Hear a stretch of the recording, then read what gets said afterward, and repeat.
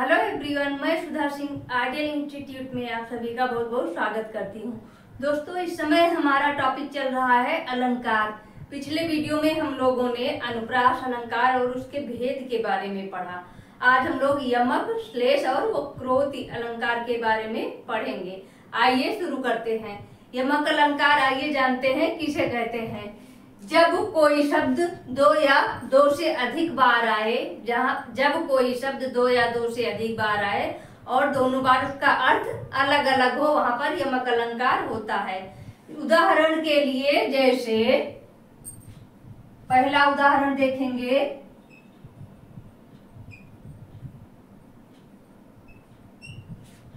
काली घटा का घमंड घटा। काली घटा का घमंड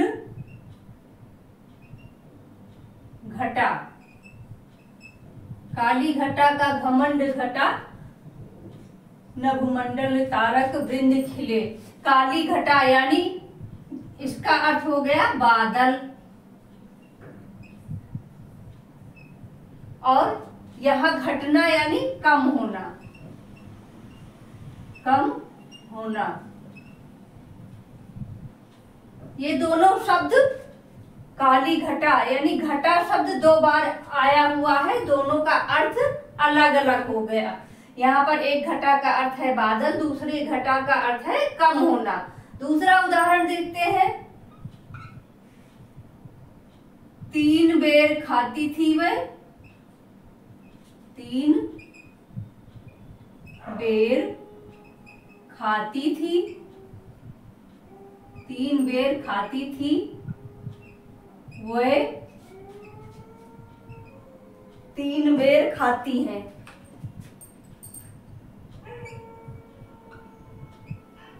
तीन बेर खाती हैं।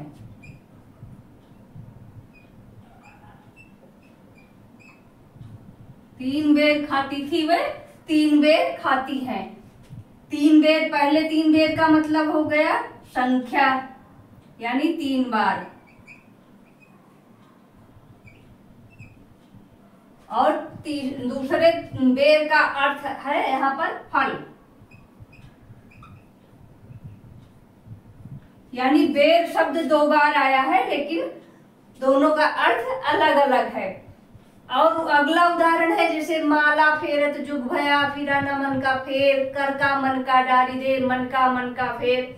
यहाँ पर पहले मन का अर्थ है मन का यानी कि मोती, और दूसरे मन का अर्थ है स्वभाव या आदत। फिरा न मन का फेर, कर का मन का डारी दे, मन का फेर। आइए देख लेते हैं।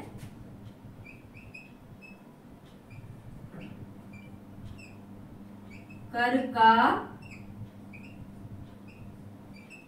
मन का डारी दे, मन का फेर।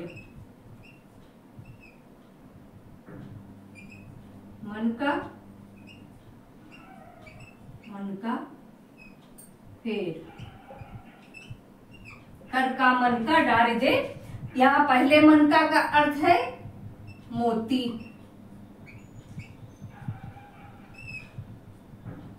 और दूसरे मन का अर्थ है स्वभाव या आदत। स्वभाव या आदत यानी कर का मन का डाल दे, हाथों में जो माला लिए हुए हो उसको हटा करके अपने मन का जो स्वभाव है, आदत है, उसको बदलिए, तब बात बनेगी, तब आपके साथ सब अच्छा होगा। अगला है हमारा श्लेष अलंकार। श्लेष का मतलब होता है यहाँ पर चिपका हुआ। श्लेष का अर्थ होता है चिपका होना, चिपका हुआ। यहाँ यानी कि यहाँ पर यहाँ पर जो है एक शब्द के साथ कई अर्थ चिपके होते हैं। इसको हम परिभाषित करते हैं, जहां पर कोई शब्द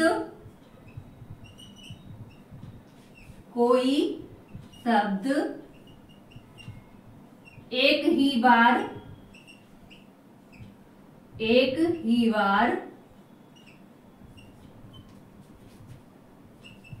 प्रयोग, जहां पर कोई शब्द एक ही बार प्रयोग किया गया हो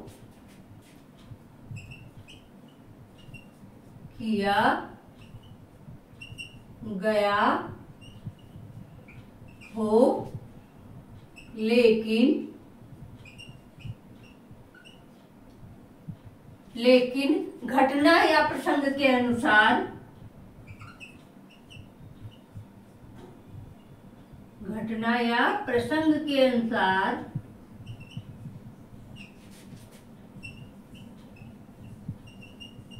उसके कई अर्थ हों। घटना या प्रसंग के अनुसार उसके कई अर्थ हों।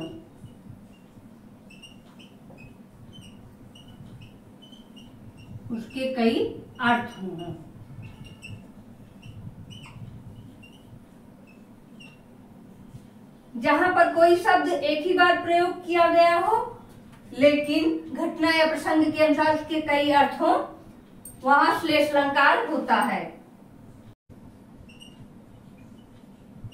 वहां श्लेष अलंकार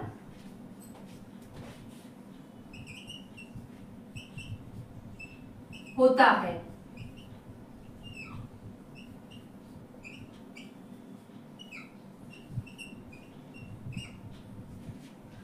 वहां पर श्लेष अलंकार होता है। उदाहरण के लिए देखते हैं, जैसे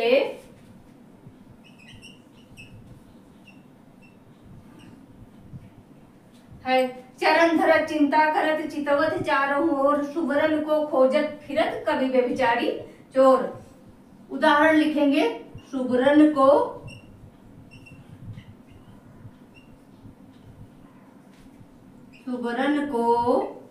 खोजत फिरत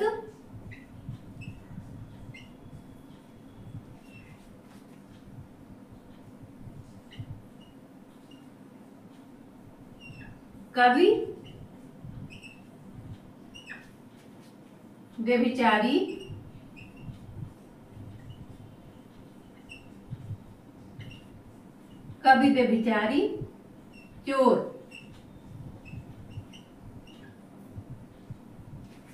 कवि व्यभिचारी, सुवरन को खोजत फिरत कवि व्यभिचारी चोर। यहाँ पर सुवर्ण शब्द का कवि के परिप्रेक्ष्य में अर्थ आया है शब्द, सुंदर शब्द। कवि हमेशा नए नए शब्दों को खोजता रहता है, सुंदर सुंदर शब्दों को। और व्यभिचारी जो है स्त्री की खोज में रहता है। इसके संदर्भ में स्त्री का प्रयोग किया गया है और चोर के संदर्भ में सोना का प्रयोग किया गया है। या सोना यानी सुवर्ण। तो यहाँ पर सुवर्ण शब्द के एक से अधिक कई अर्थ हैं, इसलिए यहाँ पर श्लेष अलंकार है। दूसरा है हमारा यमक, तीसरा है श्लेष। दोनों में यमक अलंकार के अंतर्गत दो शब्द जो है, जब कोई शब्द दो या दो से एक शब्द दो या दो से अधिक बार आ रहा है, दोनों बार अर्थ अलग है। और यहाँ श्लेष अलंकार के अंतर्गत एक शब्द एक ही बार आ रहा है लेकिन उसके अनेक अर्थ हैं, इसलिए यहाँ पर श्लेष अलंकार है। इसके आगे देखते हैं हम लोग वक्रोक्ति अलंकार। अगला है हमारा वक्रोक्ति अलंकार। नंबर 4 है हमारा वक्रोक्ति अलंकार। वक्रोक्ति अलंकार में जब किसी वाक्य में वक्ता के कथन का वक्ता के कथन का आशय यानी आशय दूसरे अर्थ में लिया जाए। जब किसी वाक्य में वक्ता के कथन का आशय दूसरे अर्थ में लिया जाए, दूसरे अर्थ में लिया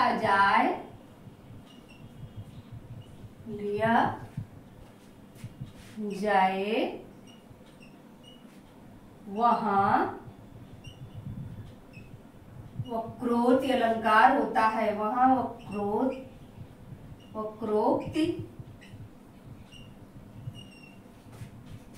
अलंकार होता है।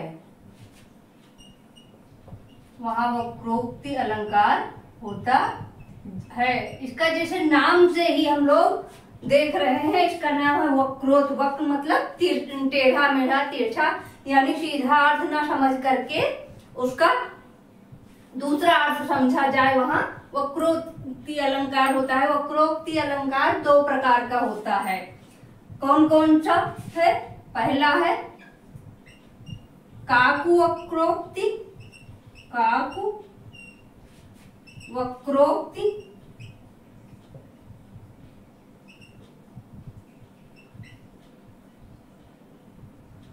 काकु वक्रोक्ति। दूसरा है श्लेष वक्रोक्ति। श्लेष वक्रोक्ति। वक्रोक्ति अलंकार का दो प्रकार है। कौन कौन सा? काकु वक्रोक्ति और दूसरा है श्लेष वक्रोक्ति। तो काकु वक्रोक्ति के बारे में जानेंगे। काकु वक्रोक्ति क्या है? जहां पर काकु वक्रोक्ति के अंतर्गत जहां वक्ता कहता कुछ और है और सुनने वाला जहां पर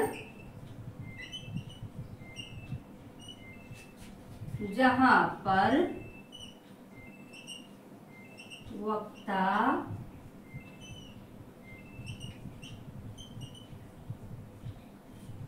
कहता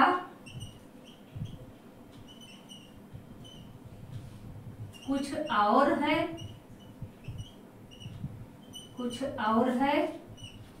लेकिन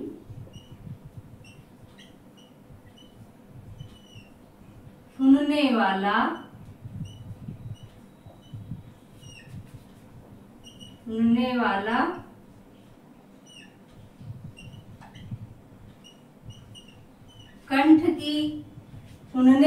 कंठ की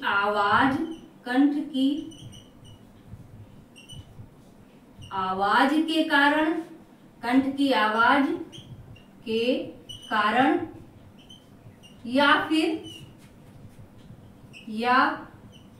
फिर अज्ञानतावश, कंठ की आवाज के कारण या फिर अज्ञानतावश समझता कुछ और है, या फिर अज्ञानतावश समझता कुछ और है।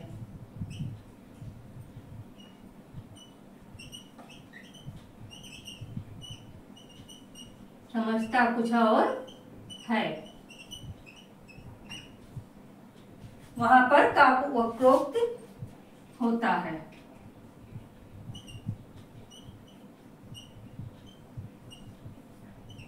वहां पर काकु वक्रोक्ति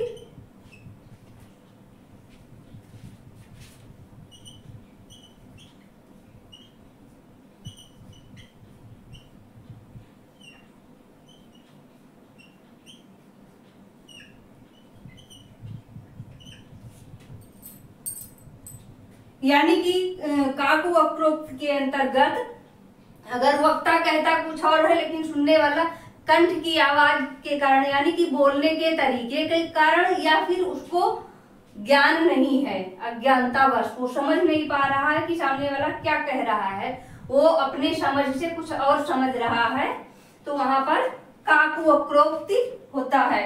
जैसे उदाहरण के लिए देते हैं वरदान शिव, उदाहरण के लिए इसका उदाहरण देख लेते हैं। देते हैं वरदान, देते हैं वरदान शिव, भाव चाहिए मीत, भाव चाहिए मीत।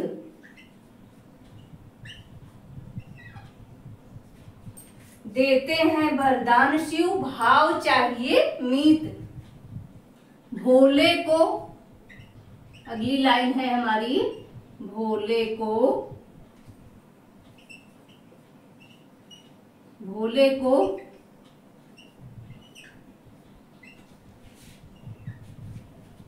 भोले को वरदान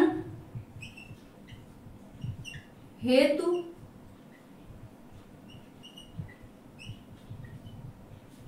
भाव चाहिए मीत।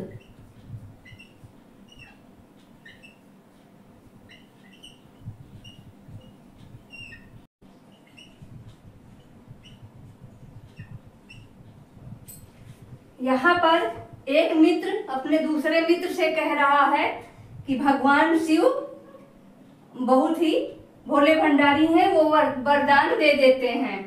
देते हैं वरदान शिव, भाव चाहिए मीत, यानी कि भाव होना चाहिए, श्रद्धा होनी चाहिए। यहाँ पर पहले भाव का अर्थ है श्रद्धा या विश्वास।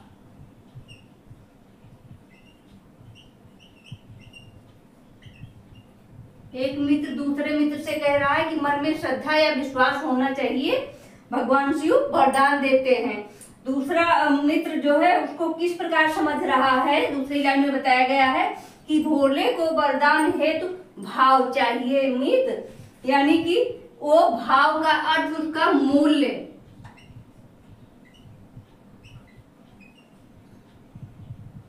उसका अर्थ मूल्य लगा रहा है।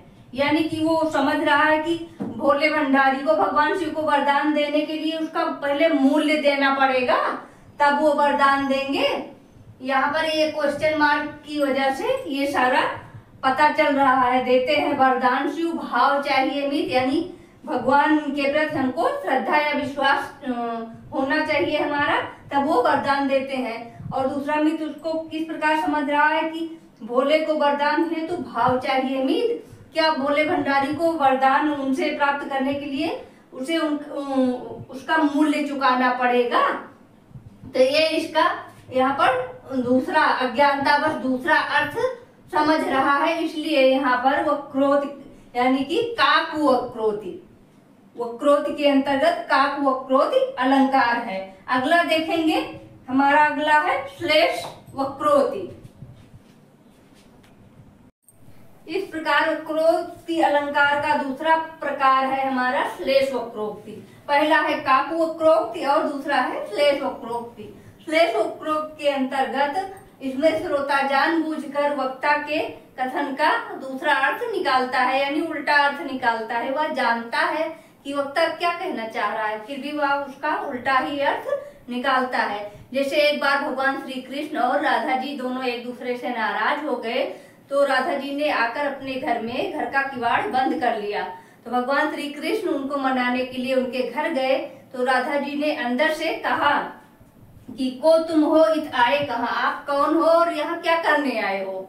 तो भगवान श्री कृष्ण ने कहा घनश्याम हो, मतलब हम घनश्याम हैं। तो राधा जी कह रही हैं तो कितहूँ बरसो, अगर आप बादल हो तो कहीं जाकर बरसिए, यहाँ क्या करने आए हैं। तो भगवान श्री कृष्ण ने अपना दूसरा परिचय दिया, चितचोर कहावत है हम तो चितचोर कहलाते हैं, मन को चुराने वाले कहलाते हैं। तो राधा जी ने कहा तहाँ जाओ जहाँ धन है सरसों, अगर आप चोर हो तो यहाँ क्या करने आए हो, जहाँ पर धन है वहाँ जाइए ना, वहाँ जाकर चोरी कीजिए, यहाँ क्या करने आए। यानी कि राधा जी जानती हैं कि भगवान श्री कृष्ण हैं, आए हैं, वो कह रहे हैं, वही बुला रहे हैं, फिर भी वो उसका उल्टा अर्थ लगा रही, बार बार उसका उल्टा अर्थ प्रयोग कर रही हैं। इस प्रकार हम लोगों ने आज शब्दालंकार के अंतर्गत यमक, श्लेष और वक्रोक्ति अलंकार, वक्रोक्ति अलंकार के दो भेद, काक वक्रोक्ति और श्लेष वक्रोक्ति के बारे में पढ़ा। तो आज के लिए इतना ही, मिलते हैं अगले वीडियो में, तब तक के लिए बहुत बहुत धन्यवाद।